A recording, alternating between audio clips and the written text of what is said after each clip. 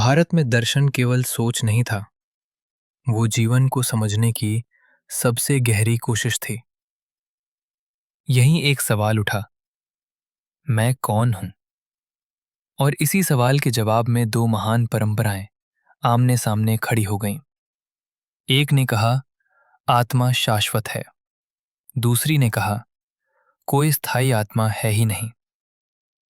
आज हम जानेंगे वेदांत दर्शन और बौद्ध दर्शन के बीच उस वैचारिक संघर्ष को जिसने भारत की सोच को सदियों तक दिशा दी।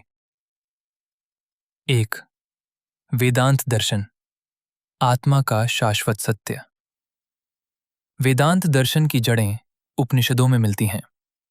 बृहदारण्यक उपनिषद के चौथे अध्याय के चौथे ब्राह्मण में गीता प्रेस के हिंदी संस्करण के पृष्ठ 512 पर आत्मा के बारे में साफ कहा गया है कि आत्मा न जन्म लेती है, न मरती है, न कटती है, न जलती है।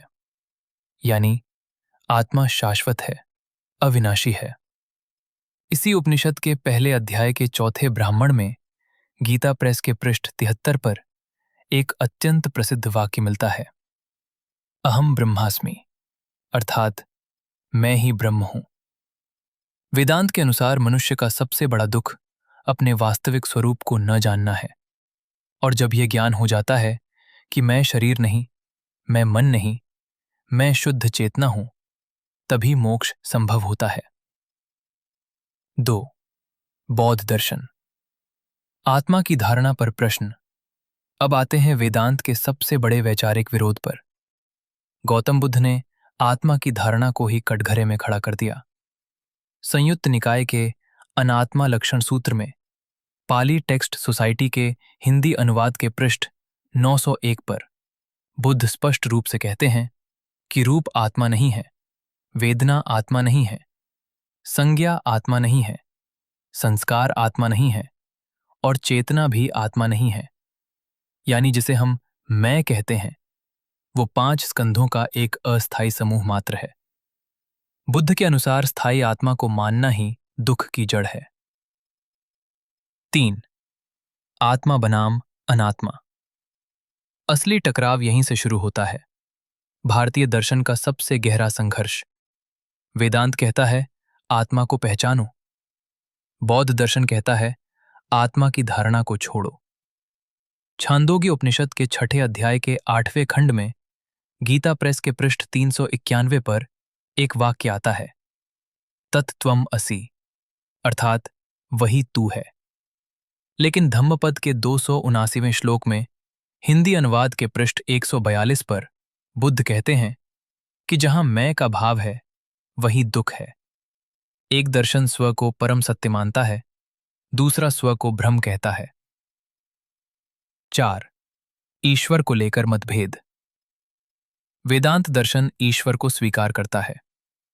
श्वेताश्वतर उपनिषद के 6ठे अध्याय के 11वें मंत्र में गीता प्रेस के पृष्ठ 184 पर यह कहा गया है कि वो सत्ता एक है, लेकिन अनेक रूपों में प्रकट होती है। इसके विपरीत बुद्ध ने ईश्वर के प्रश्न को अनावश्यक माना। मध्यम निकाय के मालुंक्यपुत्त सूत्र में पाली टेक्स्ट सोसाइटी के हिंदी संस्करण के पृष्ठ 526 पर बुद्ध कहते हैं कि ऐसे प्रश्न दुख से मुक्ति में सहायक नहीं है। 5. कर्म और पुनर्जन्म, समानता और अंतर। दोनों दर्शन कर्म और पुनर्जन्म को मानते हैं, लेकिन आधार अलग है। बृहदारण्यक उपनिषद के चौथे अध्याय के चौथे ब्राह्मण में गीता प्रेस के पृष्ठ 498 पर कहा गया है कि आत्मा अपने कर्मों का फल भोगती है, जबकि बौद्ध दर्शन में मिलिंद प्रश्न ग्रंथ के हिंदी अनुवाद के पृष्ठ 54 पर एक उदाहरण दिया गया है कि जैसे एक दीपक से दूसरा दीपक जलता है, आग वही नहीं रहती, लेकिन प्रकाश आगे बढ़ता है। 6. समाज और सोच पर प्रभाव, वेदांत ने भारत को आध्यात्मिक गहराई दी। बौद्ध दर्शन ने करुणा, अहिंसा और समानता। इसी वैचारिक टकराव से भारत में शास्त्रार्थ, संवाद और बौद्धिक परंपरा फली फूली। वेदांत कहता है, तुम शाश्वत हो। बौद्ध दर्शन कहता है, तुम निरंतर बदलते हो। एक तुम्हें ऊंचाई देता है, दूसरा तुम्हें हल्का बनाता है। और शायद भारत की महानता इसी टकराव में छुपी है, जहां सत्य एक नहीं, लेकिन खोज एक है, दुख से मुक्ति।